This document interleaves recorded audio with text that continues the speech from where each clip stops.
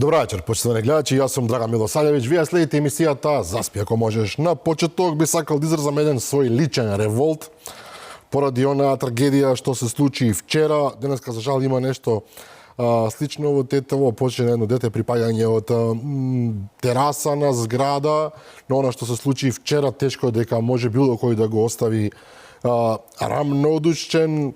Мајка и мало девојче практично се фрлија во смрт поради очигледно крајно нарушени семејни односи.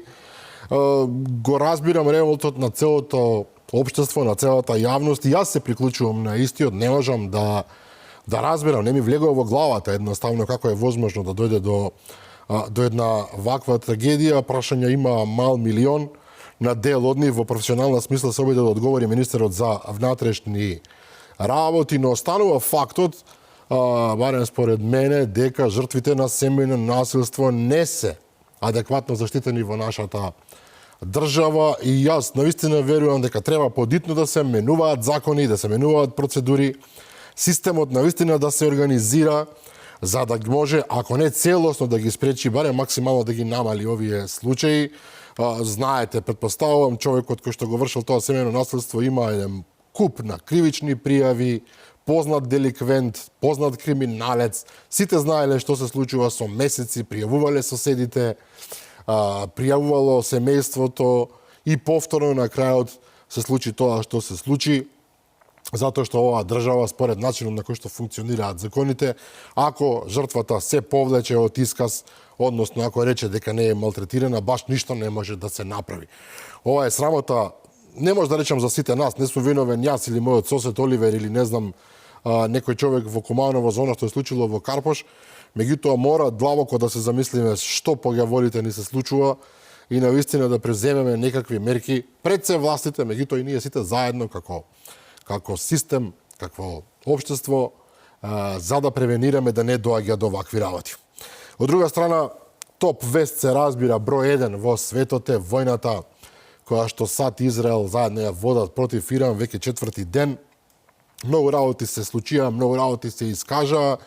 Мојата емисија секогаш е приемчива, би рекол, за анализирање на вакви настани, не дека ги сакаме и посакуваме тама работа, меѓутоа во интерес на јавноста навистина се обидувам да дадам колку што може еден квалитет плюс во објаснување и анализирање на сите тие процеси. Многу е тешко да се зборува.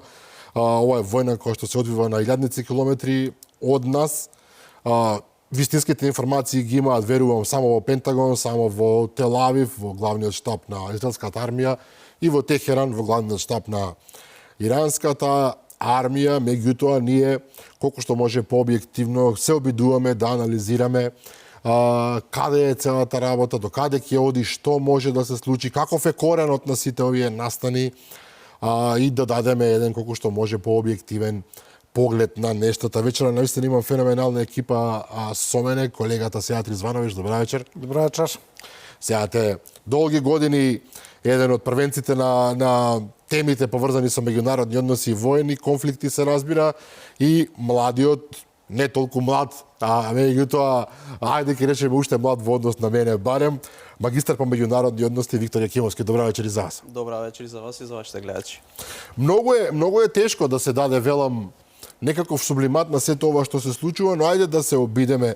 Јас во една колумна напишав дека оваа војна која што се случува сега во 2026 година, Сејат практично е запишана во звездите уште 1979 година, кога дојде до оној преврат во Иран, со исламската револуција, со Хомеини, со бркањето на шахот во екзил и со тоа што таа влада, која што до сега има континуитет од 46-7 години, едноставно прогласи војна против Израел, прогласи дека таа држава не смее да постои и се понатаму, барем според мене, беше еден вид подготовка за ова што го гледаме последниве денови. Да, веројатно е така. Значи, од исламската револуција наваму имаме две остро спротивставени страни. Ако тоа е Иран и оние земји кои го поддржуваат Иран и Соединетите Американски држави и сојузниците, се разбира дека после толку децении искричење, како што велиш, оваа војна можеби беше неизбежна или неминовна. но тука има и други анализи. Гледам дека кога аналитичарите ја ги опишуваат причините за оваа војна, наоѓаат неколку. Тука се оние економско, енергетски, нели нафтата, патевите на нафтата. Друго е нуклеарната програма на Иран. Трето е што многу често сега го слушаме, а тоа е дека Америка всушност делува како една истурена позиција на Израел, дека всушност американската администрација ги остварува израелските национални интереси, па така бидејќи Израел на некој начин ги острани сите закани за својата безбедност околу себе со елиминирањето на Хезболах, на Хамас, на Асад во Сирија, така. дека ова е последното делче од мозаикот и тоа на некој начин и е така, но според мене не е главна причина за делувањето. Според мене ова е една долгорочна стратегија, еден долгорочен план на планерите во Соединетите Американски држави, не на администрацијата на Трамп само, туку на оние кои стојат тамо во позадина и кои ја цртаат големата слика на сите администрации и дека ова е дел од тоа, поврзано е со Венецуела и тоа директно, во зацртување и остварувањето на американските национални глобални интереси и на овладувањето со светските енергетски патишта и капацитети. Ова се разбира дека ќе навлеземе во ова подлабоко, но еве генерално, ова е оцртување на дефинирање на еднината на светската геополитичка сцена во следните 50 години и е од исклучителна важност за Соединетите Американски држави. Овде јас апсолутно ќе се согласам, секогаш велат кога не знаете што точно се случува, проверете парите каде одат и ќе видите отприлика за што се однесува во оваа ситуација. Во момент кога сакане некаде заради овој конфликт, заради затварање на румунскиот теснец и заради иранското ракетирање на на нафтени бази, нафтени како се нарекуваат комплекси по Саудитска Арабија, по другите блискоисточни земји, најголем губитник практично е Кина. Јахимовски, затоа што Кина е таа која што главно се снабдува од иранскиот пазар и Кина е таа која што тамо добива ефтини деривати. Ако се сеќаваш на твое, мислам на последното гостување тука кај тебе во емисијата, реков дека Венецуела и сите други помали конфликтчиња не може да ги третираме како изолирани случаи, туку баш напротив, ова е еден дел на поголема стратегија која што има зацртано сад, но во случајот мислам ќе се надоврзам тука и на сеат дека повеќе во оваа ситуација профитира условно кажано Израел отколку што профитира САД, заради тоа што најголем непријател Иран како држава, односно теократскиот режим на Иран и на ајатолахот е првенствено на Израел, како што они викаат на неверниците и на национистите. Малата сатана ги викаат, така. Секундарно тоа е на САД, бидејќи кај нив нели условно кажано пежоративно тиквата пука, баш заради тоа што САД дава долгогодишна поддршка на Израел и во одржувањето на израелската држава. Така.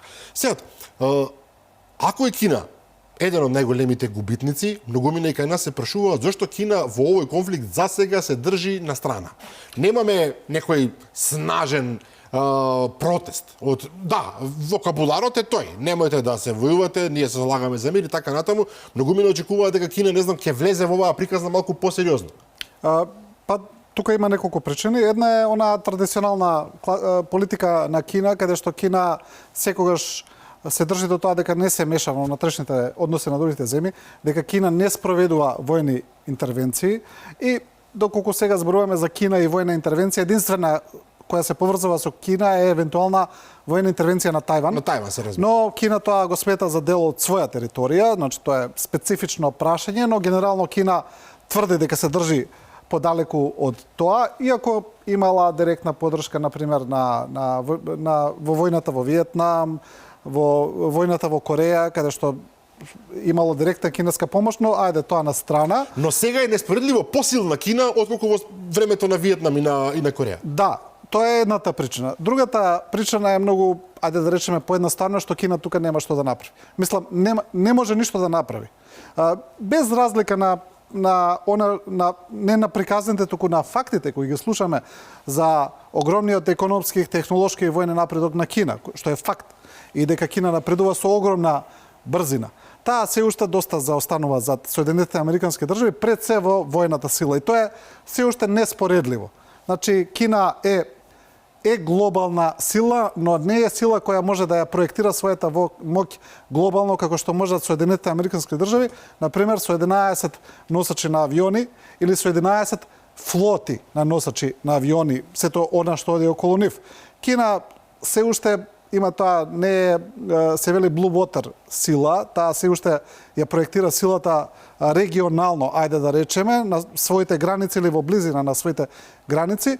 И тука Кина едноставно не може ништо да направи. Што може Кина да направи? Кина не може, она можеше можеби да му помогне на Иран пред да почне интервенцијата. Со носење на оружје, да речеме. Како што правеше и Русија. Да. Значи, со оружје, со финансии, со пари, со противвоздушни системи, со технологија и така натаму, но сега веќе не може ништо да направи. Иако и пред интервенцијата не можеше ништо. Мислам, немаше што кинезите да им дадат на иранците за да може да се одбранат од овој напад. Едноставно немаше така што. Така стојат работите. Да, Ајде да го расчистиме уште вториот дел од оваа приказна која што многу ги возбудува и кај нас граѓаните. Русија е заглавена во своја војна, 4 години веќе се направија од војната во Украина.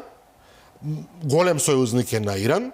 Некои ќе речат злобно, да, беше голем сојузник и со Асад, па Асад замина во историјата, беше голем сојузник со Венецуела, па Чавес, односно Мадуро, се извинувам, отиде во затвор во Њу Јорк и така натаму. Русија исто така во оваа приказна се држи релативно на страна, односно повикуваат на мир, остро ја осудуваат агресијата и тука завршува се.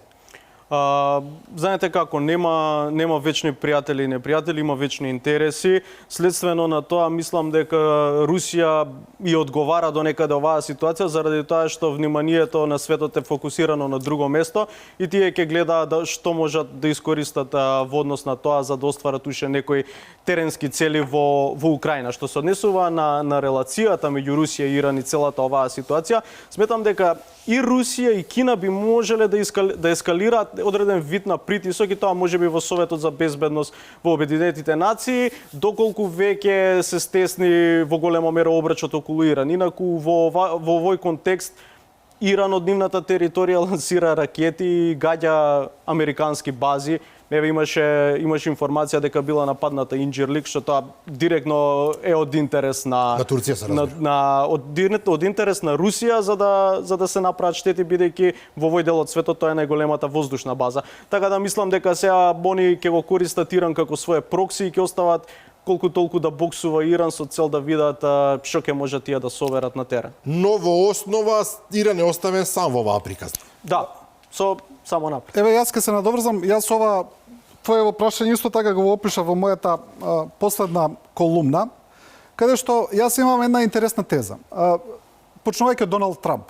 Значи сите оние ератични потези на Доналд Трамп кои на моменти наликуваа или се чудни, абсурдни, каде што тој се скара и со сојузниците, и со Гренланд, и со Канада, и со НАТО, и чудни односи со пријателите и со непријателите, всушност, според мое мислење, беа само една маска, една фасада која требаше да го забавува светот, представа, додека се спроведуваат клучните работи на американската надворешна политика, кои чекаа со децении, а кои никој не сакаше да ги спроведе за да не ја плати политичката цена. Бидејќи да се разбереме, сето ова е непопуларно сега во Америка. Сите анкети тоа го покажуваат. Тоа го покажуваат анкетите, не сакаат. Најголем дел од американците се против интервенцијата, против политиката која сега ја спроведува Доналд Трамп надвор од ова. Особено што Трамп вети дека во негово време војните нема да бидат. Нема да има војни, дека он завршил 8 војни и така натаму. Но видите, се е тоа фасада, според мене. Се е тоа дел од шоуто кое Трамп не го представува.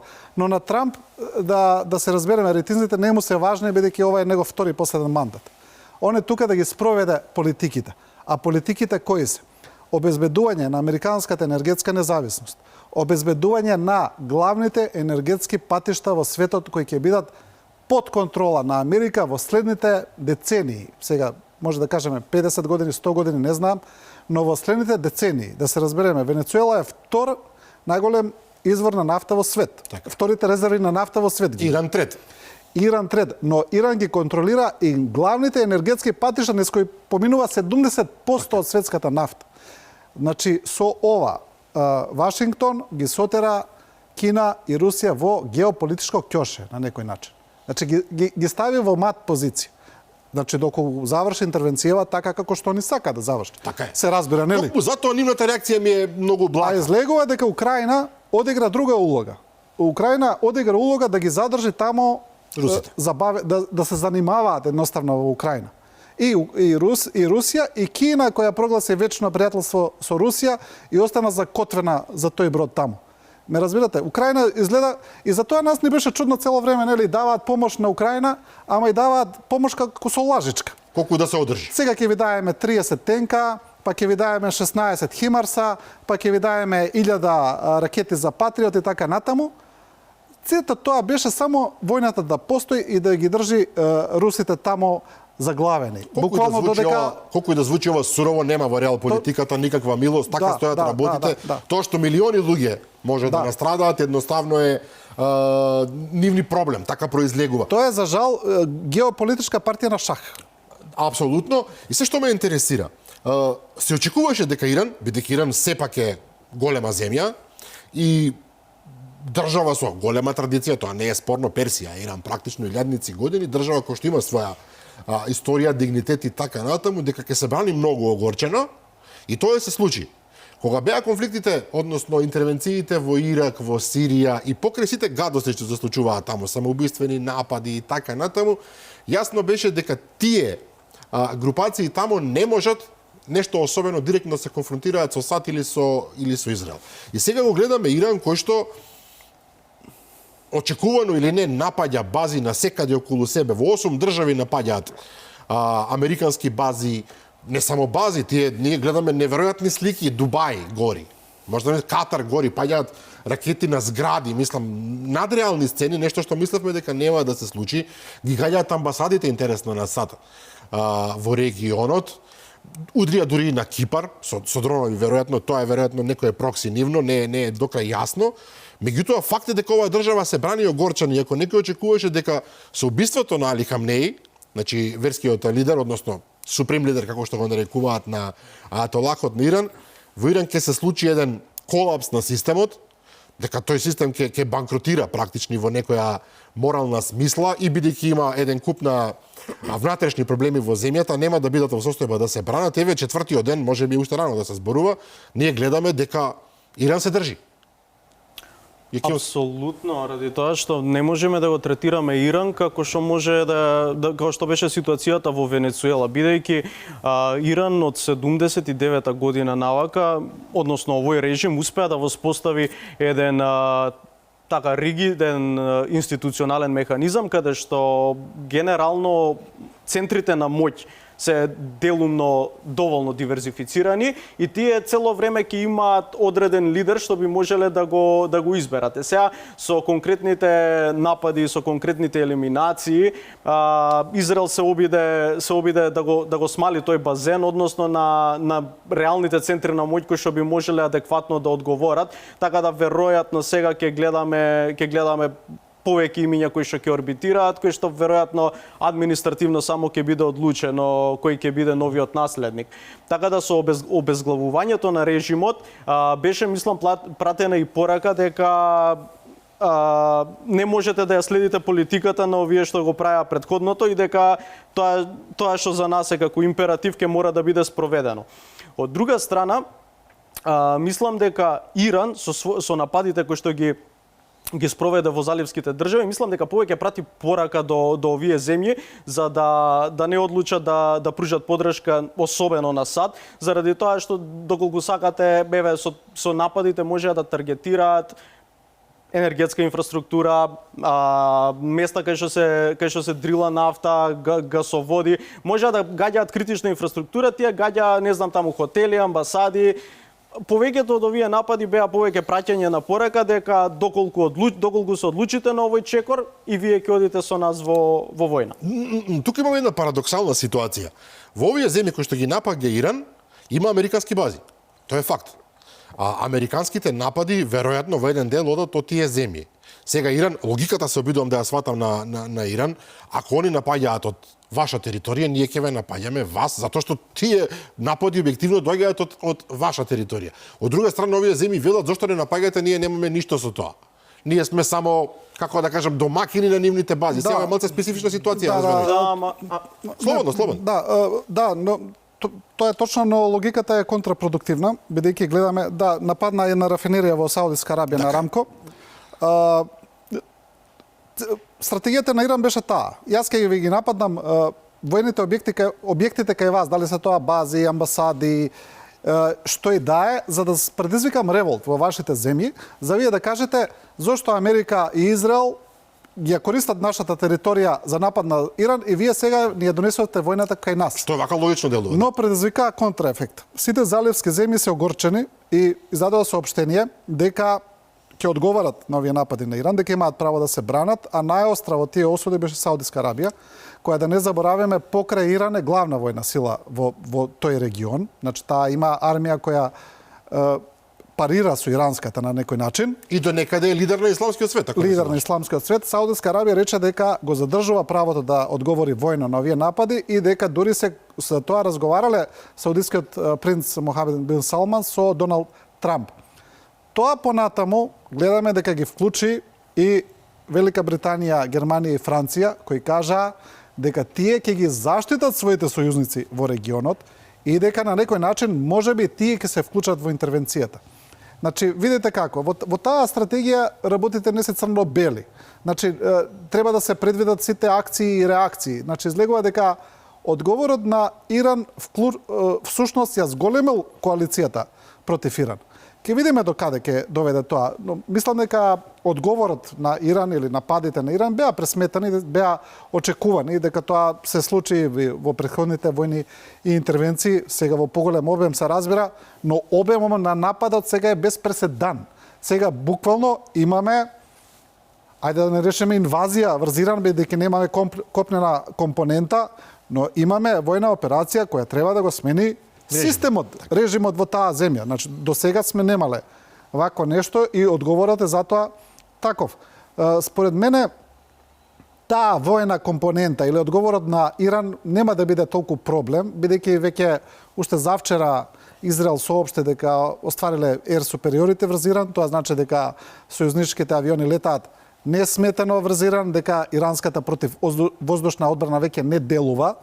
Тоа е веќе тука завршена приказна. Нешто за паралелно да направиме што Русија ден денес не успеа да го постигне во Украина. Што е катастрофа за земја која сака да овладеа со територија, но главен предизвик ќе биде таму она што Виктор го зборува за внатрешната кохезија внатре и како ќе се однесуваат војните, но и паравојните структури. Пред се револуционерната гарда и басич структури. Ова е многу важно. Тоа е клучно прашање. Затоа што една држава која се наоѓа во ситуација на удар од страна, обично имате два моменти. Доколку режимот е крајно непопуларен, како што се смета, народот одбива да го брани. Да, постои, се согласувам, револуционерната гарда, постојат милитантни групи, меѓутоа народот, оној 90 милионски народ, ако одбие да го брани, на режимот според мене му се избројани деновите. Од друга страна, ако се создаде оној друг момент кога народот решава по секва цена да се бори, дури да не им се допаѓа режимот, едноставно се сплотуваме заедно околу армијата во борба за опстанок, тогаш имаме сосема друга ситуација, затоа што во таков случај и копнена инвазија би била преголем ризик. Ви имате 90 милионски народ, Иран има, ако не се лажам, околу 7 милиони војници би имал при мобилизација под контрола. Докако навистина решат да се борат, на американците ќе им требаат најмалку толку за да ја пробијат, да се разбереме, Иран не е пустина, главно. Иран е планинска земја, многу компликувана географија има и во таков случај, веројатно, американците би имале огромен проблем. Сосема друго е ако народот едноставно е навистина толку револтиран и само чека да падне овој режим да се урне само од себе. Вајкемовски? Да, јас, ако ми дозволиш, ќе се наврзам само предходно на еден дел кој што го спомна Сеат. За мене беа очекувани нападите врз Саудитска Арабија заради тоа што мислам дека Иран ја научи лекцијата од времето на Садам Хусеин, кога територијата на Саудитска Арабија беше главно искористена за главната воена операција, иако тој не се надеваше. Затоа и беа овие, како ги нарекуваат, preemptive strikes. Од друга страна, кога веќе го спомнуваме Ирак и во времето кога се случуваше таму интервенцијата во Ирак, во Иран е малку поразлична ситуацијата, бидејќи јас мислам дека повеќе оваа чистка на овоа раководство е и еден вид на подгревање на револуција. И сега разликата која што е во ситуацијата со Иран во однос на Ирак е што они се пласира, се подгрева мислење дека само шахот може да ги спаси и дека операцијата која што ете ја спроведе Ирак беше наречена Rising Lion или Лав во подем. За мене тоа алудираше на знамето од времето на шахот, алудирајќи дека само овие ви се спасува. И пак Лави, да не се лажеме, даде изјава дека сака да се врати во Иран. Апсолутно. Дури беше интересно, гледав дека некои аналитичари коментираа дека за времето додека траја протестите и неговите обраќања кои што ги имаше и пред и по протестите, имале иста гледаност, што тоа алудира дека има и замешани служби за тоа и дека на терен се работи на тоа. Во однос на вашето прашање кое што го поставивте, мислам дека Иран во одредена мера ќе успее да го издржи овој налет доколку одлучат да се повлечат заливските земји и генерално судбината на оваа операција сметам дека ќе зависи од расположението на заливските земји, каде што се ставени пред прашањето со затварањето на Ормудскиот теснес, дали ќе одлучат да губат пари и да го срушат режимот или ќе одлучат сепак да најдат некое решение и да стават блокада на... Но мислите, Јакимовски, дека, не знам, Бахрейн или Кувајт има храброст и сила да им рече на американците од тих причини, знаете што, за нас е ова премногу опасно, напуштете нашата територија. Тоа е многу малку веројатно. Се согласувам. Ама сепак Саудитска Арабија може би и дури, меѓутоа овие помаливе. Не, напротив, мислам дека Бахрейн има најголеми шанси бидејќи се шија, како што си иранците. Затоа што имаат внатрешна... Да, има релација религиозна, додека овие сите други се сунити и мислам дека тој момент на соживување би бил малце потешок. Од друга страна, барем тоа е моја теза дека на Турција и на Саудитска Арабија би им одговарал пад на теократскиот режим, заради тоа што после ќе останат и Турција и Саудитска Арабија единствени земји кои што ќе влезат во финална пресметка за кој ќе го има приматот на заштитник на исламот како држава. Доколку Иран остане во хаос. Доколку падне режимот, заради тоа што со самиот пад на режимот веќе шансите дека ќе дојдат клерици повторно на власт и дека ќе остане оваква номенклатура за мене се мали. Маличко. Сега, Резвановиќ, морам тука да ве прашам. Веднаш на првиот ден беше убиен Ајатолахот Хамнеи. Да. Ова не е, некој би рекол, стандардно за Израел, меѓутоа не е стандардна воена процедура, така да кажам. Русија и Украина се борат 4 години, да, гинат генерали, има и бомбашки, атентати и така натаму, меѓутоа Зеленски е здрав и жив, Путин исто гледам, ништо не му фали. Овие отидоа директно во чело на суприм лидер. Види, Драган, знаеш, малку е неблагодарно кога зборуваме за војни и војни интервенции, можат гледачите да разберат погрешно. Па можете сега некојаш така и ми велат, па ти глорифицираш војни, ти вакате така, но јас само објаснувам како стојат работите, бидејќи војните постојат од која постои човештвото. За жал ќе постојат и понатаму, и ти кога водиш војна, тој што ја води, треба да гледаш да победиш. Тоа е стратегијата на американците која е наследена, истата стратегија која е створена во Втората светска војна, тој фамозен германски Блицкриг, молневита војна, да. Во превод, се уште истата стратегија, само прилагодена на модерното време, каде што приматот сега има авиацијата, ракетната технологија, прецизната технологија, во последната деценија дроновите, и она што Соединетите американски држави и Израел сака да го направат во Иран е да победат брзо и прецизно. Што е можно побрзо и што е можно попрецизно. Прво што се прави? Се обезглавува непријателот. Се уништува негова способност за команда и координација. Но каде е тука имунитет на државен лидер? Правила во... Нема тука имунитет, тие војуваат, тие се во војна, ме разбираш? Слободно. Една теза сакам да пласирам за ракописот на кој што е изведена оваа операција за обезглавување и самата ликвидација на Ајатолахот. Може индикативно и тенденциозно да се каже, не велам дека тоа е вистина, туку само моја размисла. Тој што ја смислувал операцијата точно знаел што прави и мислам дека ова се случува втор пат. Кога е елиминиран ајатолахот, во просторијата се присутни поголем дел од раководството на режимот. Режимот се состанува за да дискутира врз основа на преговорите кои што ги имаше одржано со медиаторство на Оман за САД и Иран. САД, така е, да. Сега, намерно се состануваат среде бел ден заради тоа што ги знаат американските операции, бидејќи најчесто се водат вечерно време, ноќно време, бидејќи таква им е доктрината. Одлучуваат да се сретнат, надевајќи се дека ниту Израел кој што се во пост, ниту бидејќи овие кои што се веќе во пост, нема да се одлучат на таква операција, нема да ги нападнат среде бел ден, но се затечуваат во ситуација каде се сите собрани на купчи и буквално се flying ducks. Чиф е подписот овдека повеќе на Мосад?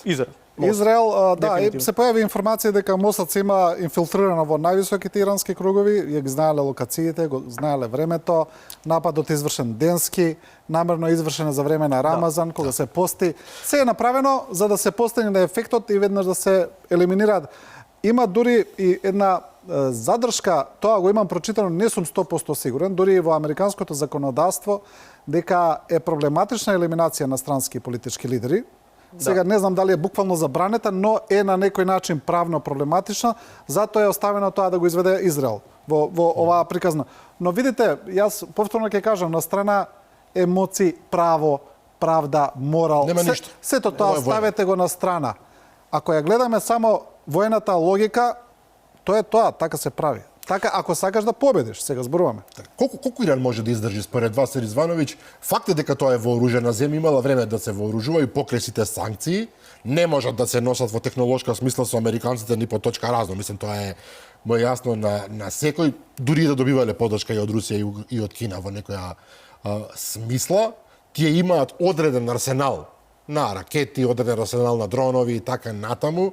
Меѓутоа, Трамп денеска вели, за разлика од нив, кои што имаат ограничен арсенал, ние имаме неограничен арсенал. Ние можеме да се тепаме вечно.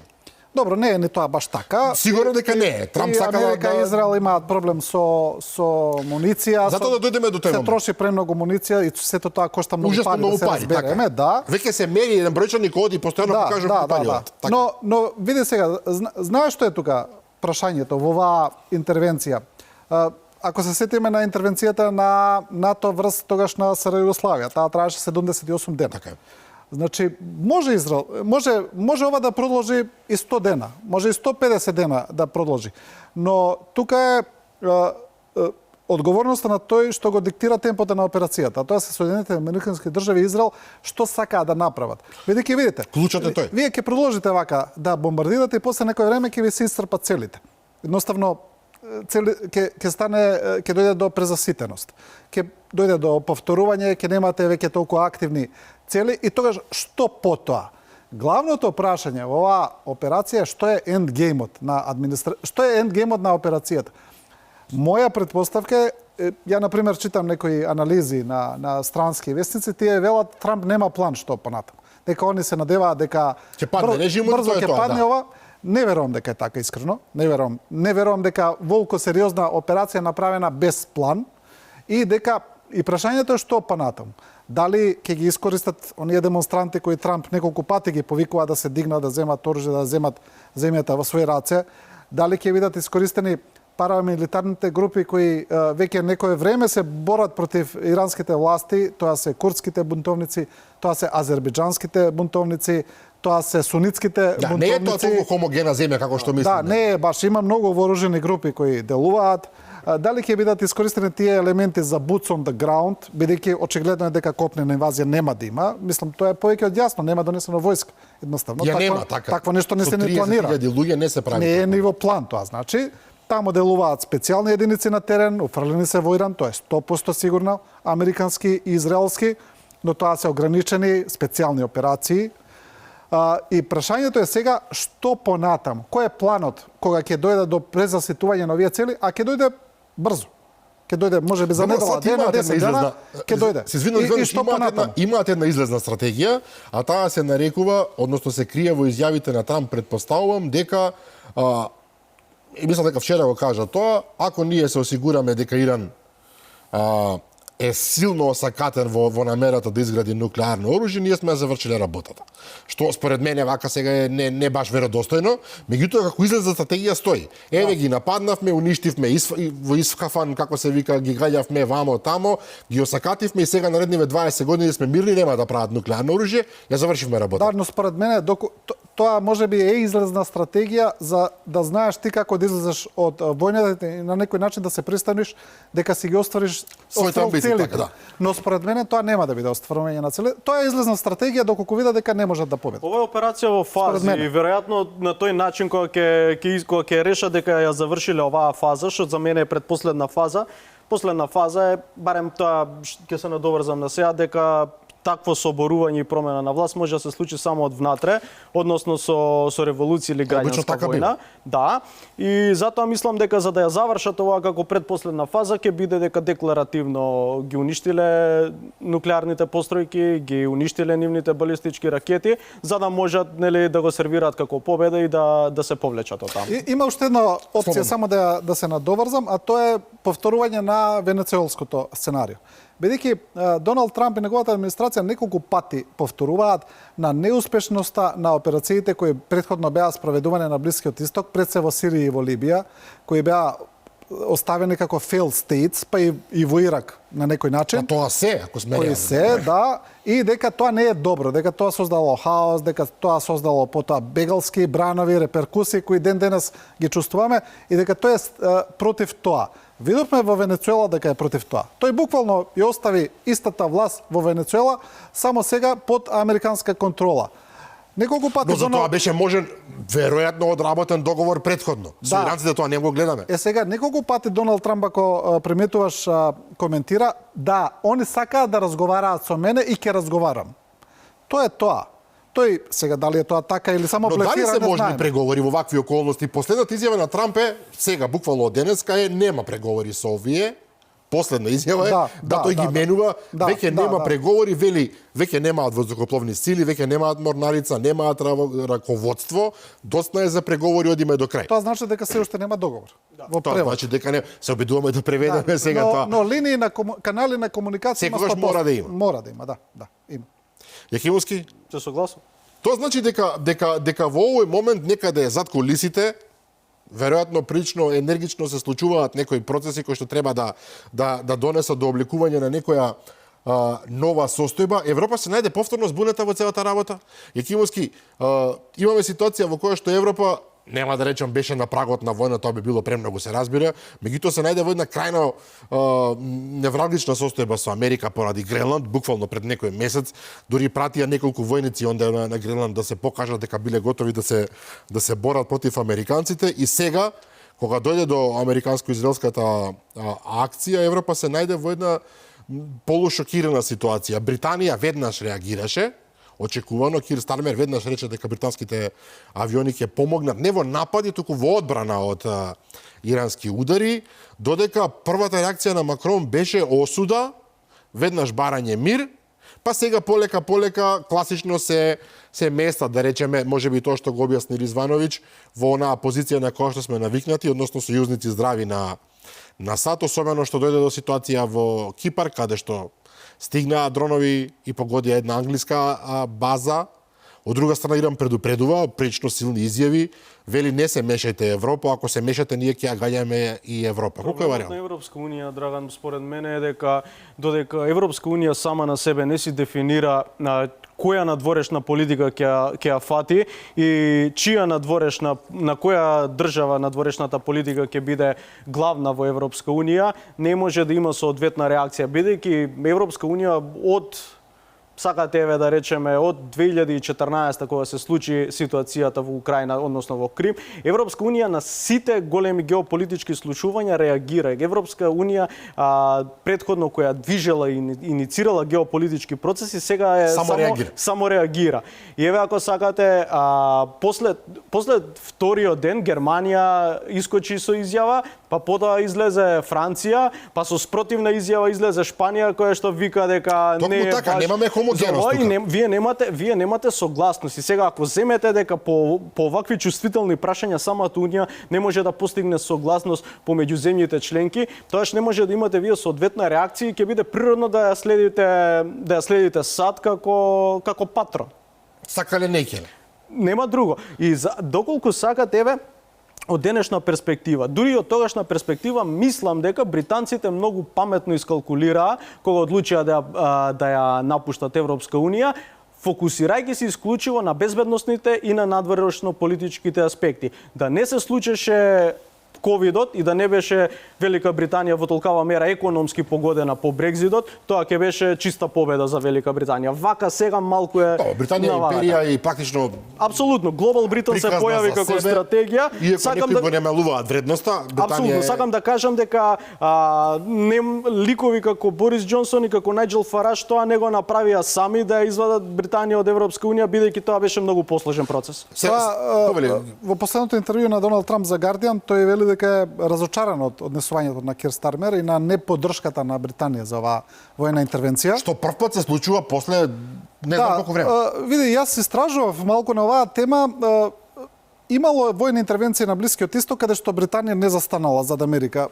Една од нив во Либија, ми се чини во 1986-та, во еден од оние интервенции врз Ирак на Садам Хусейн, не главните копнени инвазии, туку имаше една војна интервенција на Бил Клинтон. Но тоа се повеќе инциденти, Ризвановиќ, не се тоа ова. Но во главните војни интервенции секогаш била со Америка.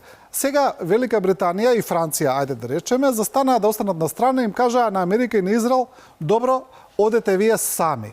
Но види, вчера после ова соопштение што го спомнавме пред малку, каде што тие кажаа дека ќе ги бранат своите сојузници, а некаде прочитав и дека носачот на авиони Шарл де Гол е веќе упатен кон регионот, значи дека тие на некој начин сега се обидуваат да фатат чекор. Ајде да речеме да се шлепат на интервенцијата. Тоа што го рече Јакимовски, значи реагираме.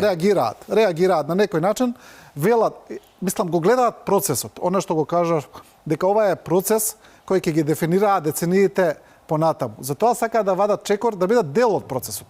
Да влезат, бидејќи види, доколку успе интервенцијата, доколку на крај излезе се така како што Америка замислила, дојде некоја власт во Иран или остане оваа, но по контрола на Америка. Привилегиите ќе ги земе само Америка, имено. Тамо ќе се дели енергетскиот колач, ќе се делат рафинериите, ќе се делат изворите. Европа останува на страна. Кога зборуваме за Велика Британија, кога зборуваме за Велика Британија, апсолутно кога е во прашање Блискиот Исток, Велика Британија ќе има своја надворешна политика и нема да следи ничија друга заради тоа што до заливските војни надворешната политика на Блискиот Исток и целата таа ситуација е подготвена од Британија како империја, цртајќи границите заедно со Франција. Така да како се цртани тие граници е сосема друга приказна. Затоа сме и тук. Да, кога ќе ги видиме картите како изгледаат, како прави линии со ленир, да. Нема никаква логика, буквално сеќање како што им одговарало. Затоа сме тук. Но тоа е некоја друга приказна. Многу важно прашање за некои кај нас.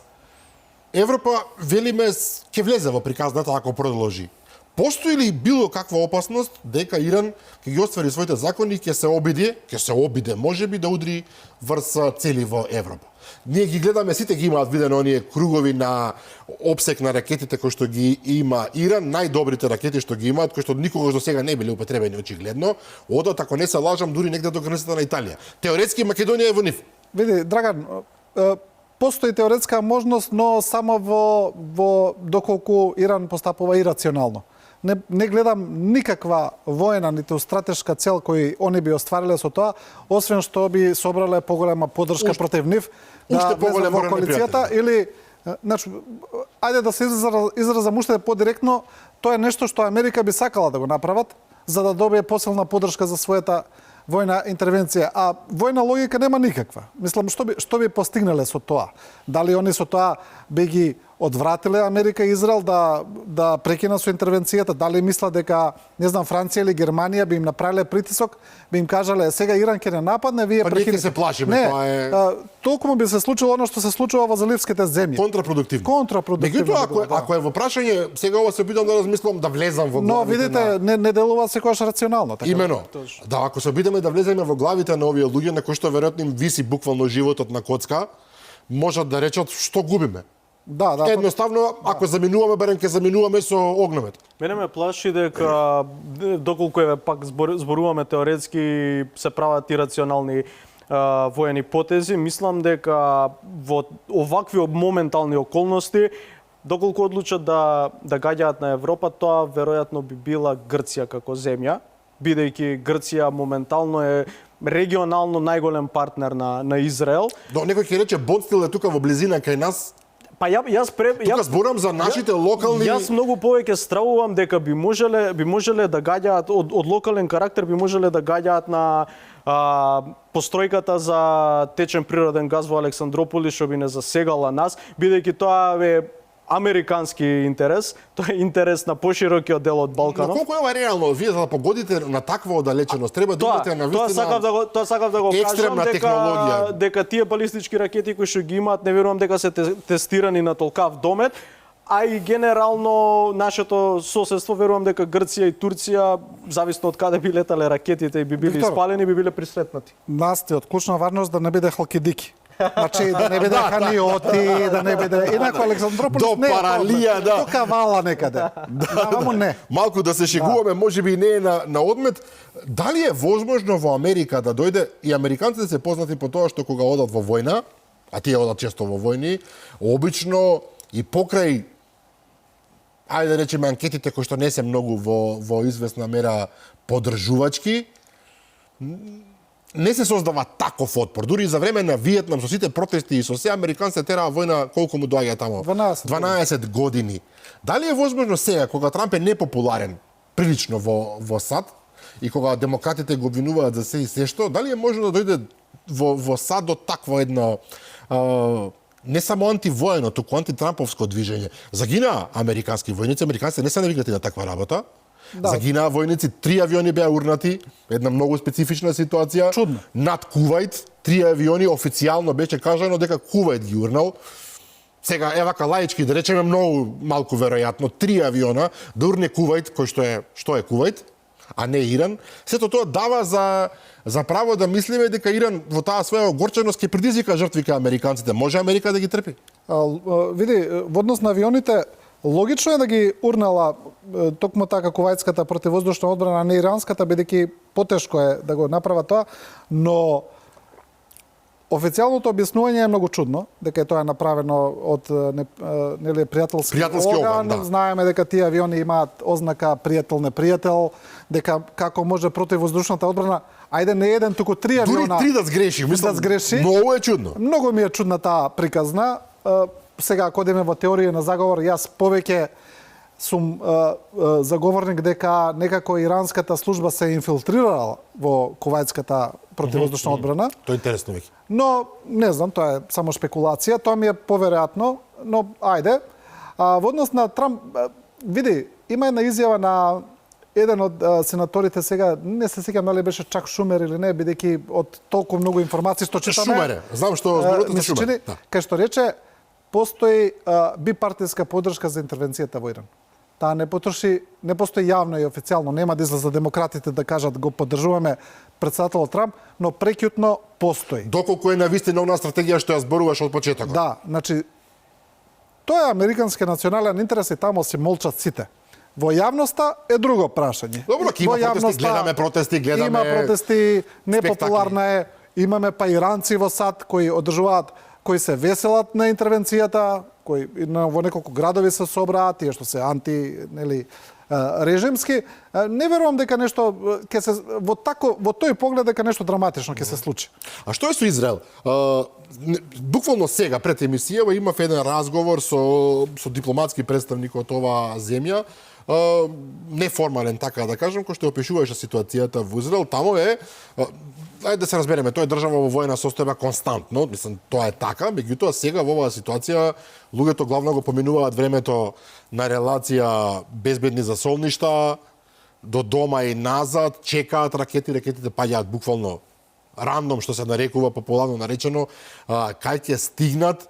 Психолошкиот момент тамо е поинаков, затоа што израелците се едноставно подготвени на жртви. Тие знаат дека во војните ќе има и уривања, и мртви. Меѓутоа, дали Израел, која што е објективно па мала земја, со релативно мал број население, колку се 8-9 милиони, може да издржи еден конфликт кој што ќе им однесе, сега да не збориме глупости, ама напамет многу повеќе жртви од очекуваното.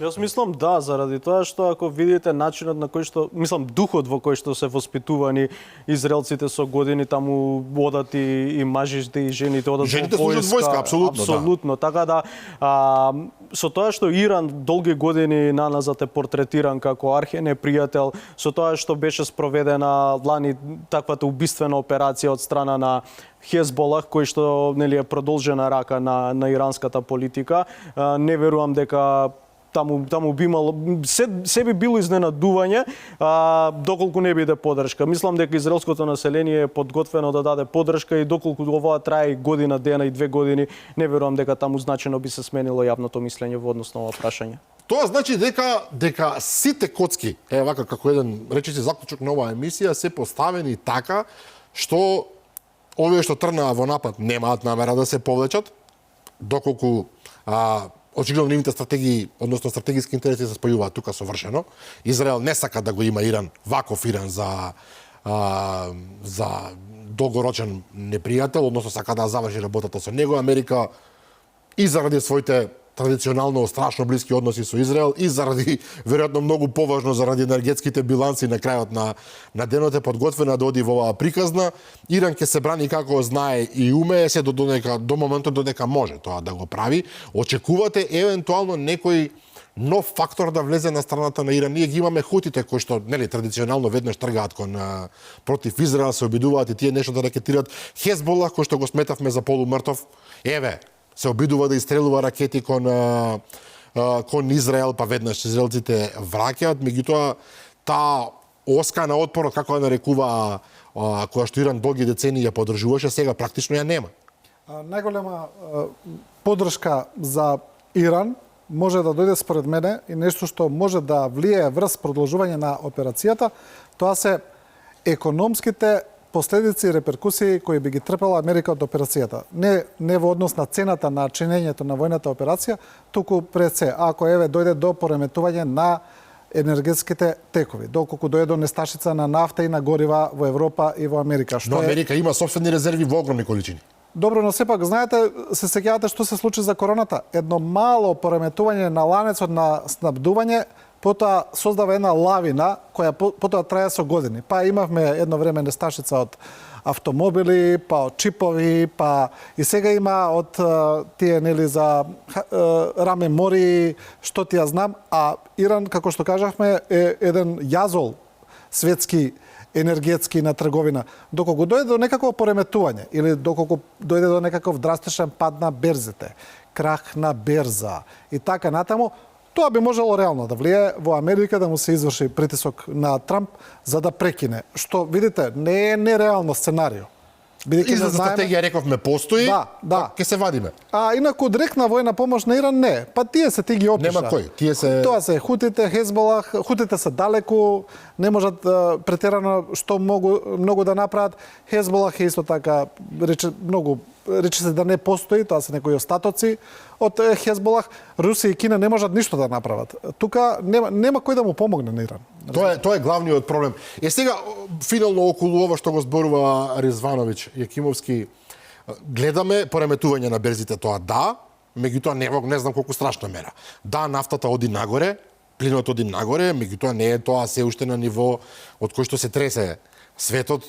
Кај нас луѓе побрзаа да полнат канистери со класично за нас се полнат канистери, сега чекаме уште брашно да почне да се купува. Кај нас тоалети се купува. Тоалетна да купуваме, шегата на страна, меѓутоа се уште гледаме дека тие процеси едноставно функционираат затоа што има други извори на нафта, има други рути и така натаму, доколку колку што јас ги следев овие економски експерти, тие велат војната доколку трае уште 1-2 месеци, тогаш веќе да може да отидат цените на вистина, меѓутоа ако се заврши во рок од 2 месеци, повеќе или помалку нема да има големи драстични промени на цените.